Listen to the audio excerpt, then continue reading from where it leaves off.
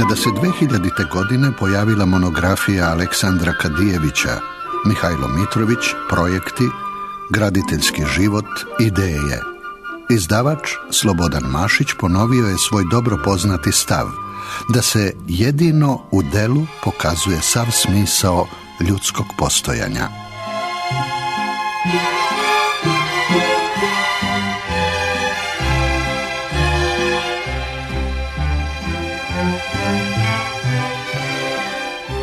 Šest decenija stvaralaštva Mihajla Mitrovića, neimara savremenog Beograda.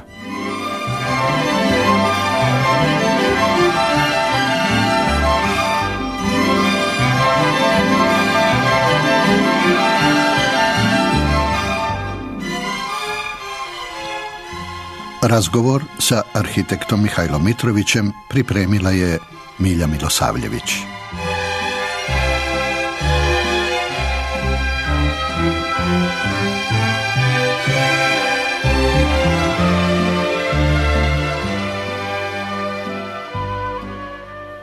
Da otpočnemo ovaj naš razgovor pričom o vašem rodnom Čačku. Kakva danas nosite sećanja na deo života koji ste proveli u Čačku? Pa znate, za svakog čovjeka detinjstvo je najlepši deo života, pa normalno i za mene. I te prve moje uspomene iz Čačka su nešto što sam najlepše ponos tog prostora.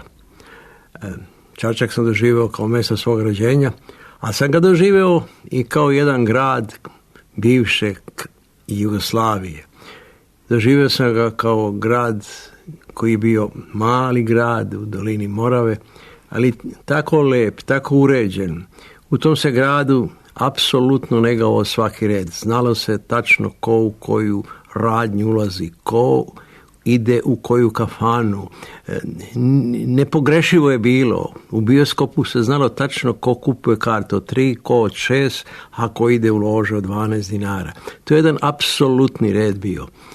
I ja sam u tom redu navikao i sam na red i taj red poštujem od tih detaljnih dana do današnjeg dana. I ako sam nešto uspeo u životu, uspeo sam zahvaljujući poštovanju toga reda.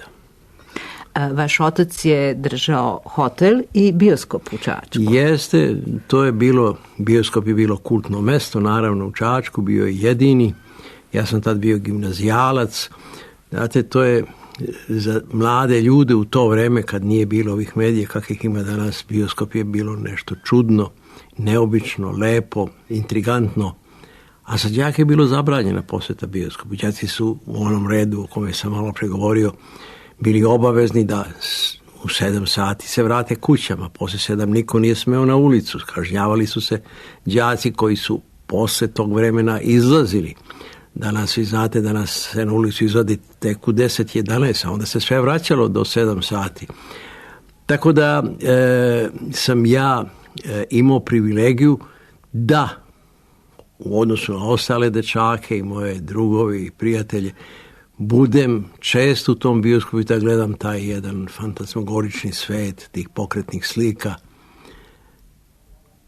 Imao sam tu privilegiju koju moji drugari nisu imali, ali su moji drugari koristili mene da ih prošvercujem, pošto je to bilo zabranjeno, da na mala vrata ih uvedem u bioskop. Jedan od tih momaka je stekao svoje prvo viđenje i ljubav sa pivom bio Puriša Đorđević. On je meni stalno zahvalan da je u svoj život, u njegovu profesiju ušao preko mojih zadnjih vrata u mom bioskopu. Tako da je to bilo zaista jedno lepo vreme koga se ja sa najvećom ljubavlju i radošću sećam. I naravno živio sam u Čačku dok nisam maturirao. Posle mature sam došao u Beograd. Dobro, dolaze 3 Čačanina, koliko sam ja mogla da pročitam u vašoj biografiji. Bila su 3 Čačanina i reći ću vam, 3 Čačanina koji kad su završili školu su se sastali jednog dana u hotelu moga oca za jednim velikim stolom i razgovarali smo šta ćemo da studiramo. Ja sam bio apsolutno opredeljen za arhitekturu i rekao sam jedim na arhitekturu. A druga dva sagovornika je bio Dragan Jeremić, naš najpoznatiji filozof koji je napisao prvu istoriju filozofije novije vremena, a treći je bio Boža Prodornić, isto naš sjajni slikar. Naravno, obojica su odavno pokojni, a su i jedan i drugi bili sjajne ličnosti i oni su zadužili srpsku kulturu. Njih dvojica su sa tog sastanka otišli sa nerešenim zadatkom šta će studirati. Kroz kratko vreme se Dragan pojavio na Filozofskom fakulteta, Boža na slikarstvu. Ja sam postao arhitekta, ono što sam i želeo.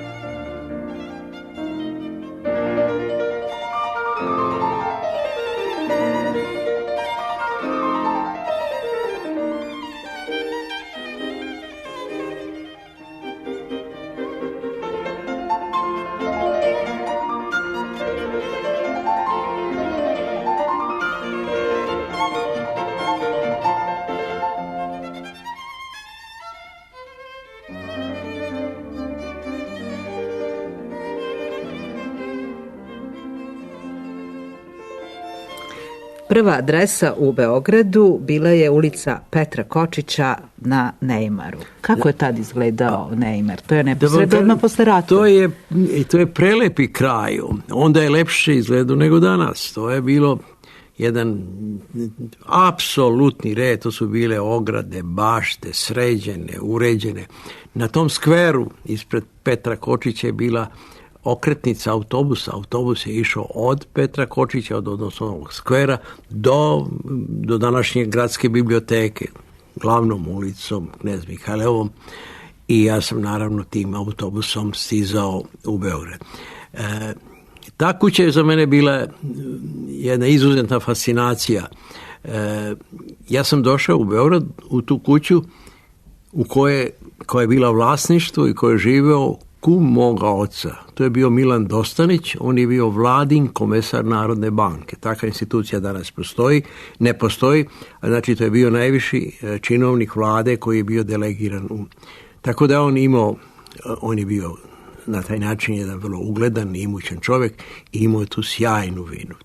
Ja kad sam ušao u tu vilu iz one provincije, iz Čačanske, to je bilo nešto fascinantno. To veliki hol sa drvenim stepeništima, ti lučni prozori, taj barok koga ja nisam tada ni znao šta predstavlja, za mene je bila izuzetna fascinacija.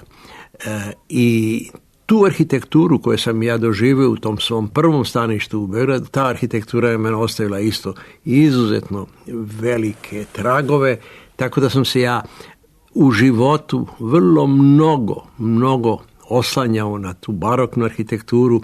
Čak su likovni kritičari, istoričari umetnosti vrlo često mene svrstavali u romantičare. Tako da je bila jedna izložba u Ulusove galeriji u Knez Mihajlovoj ulici koja se zvala izložba romantične arhitekture, da su bila predstavljena tri čovjeka, sjajni stari Korunović i Aleksandar Aca Đokić.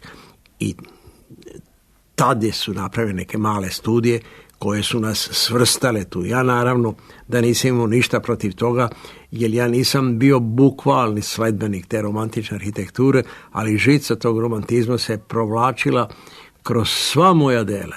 I svako moje delo, ja sam ih napravio preko 100, ima neku žicu romantizma u sebi. Neko je vidi, neko je ne vidi, a ja sam je vrlo strasno uvodio u svoje zgrade. Evo, danas završavam, kroz mjesec dana će biti useljiva kuća u Takovskoj ulici, tačno preko puta televizije. Ona će biti puna naracije, puna romantizma. Znate, Ja sam, neki pobunjenik protiv te hladne arhitekture, protiv tog stakla. Ja ne mogu da zamislim tu staklenu arhitekturu koja danas dominira svetom. Jer ta staklena arhitektura, ona će negirati i arheologiju. Jer ovo što mi poznajemo, stare civilizacije, poznajemo preko arheologije. Sad kad nas nestane i kad budu nas ispitivali, neće moći da nas identifikuju, jer od svega toga bit će te krš stakla koje je nerazgradivo i koje će biti ništa. I zato sam ja, evo vidjet ćete, tu puću uskoro će se pojaviti u Beogradu, tu ima stakla koliko mora da bude, naravno prozora, svetla i mora da bude, ali ona je u opeci, ona je u terakoti, to je bila jedna stara kuća, to je za Beograda i za Beograđane je vrlo značajno da stara kuća u kojoj je stanovao naš poznati slikar Svetislav Strala, koji je bio i meni profesor slikanja na fakultetu. I ja sam na toj staroj kući zatekao 4 bareljefa, sjajna bareljefa čuvenih Italijana Bertotto, koji su pravili one najlepše spomenike na Beogradu. Ja sam sve te bareljefe sačuvao. Još svi su tamo na licu, još nijedan nisam ugradio, oni će biti, 3 će biti ugrađena s polja na fasadi, vraćena, a 1 će biti unutra. Tako da sam sačuvao memoriju na tom mjestu i dao sam još nekakve elemente, neke moje sopstvene poetike koja će, evo, bit će prilike da slušaoci sami vide i procene koliko to ja govorim sa nekom ozbiljnošću.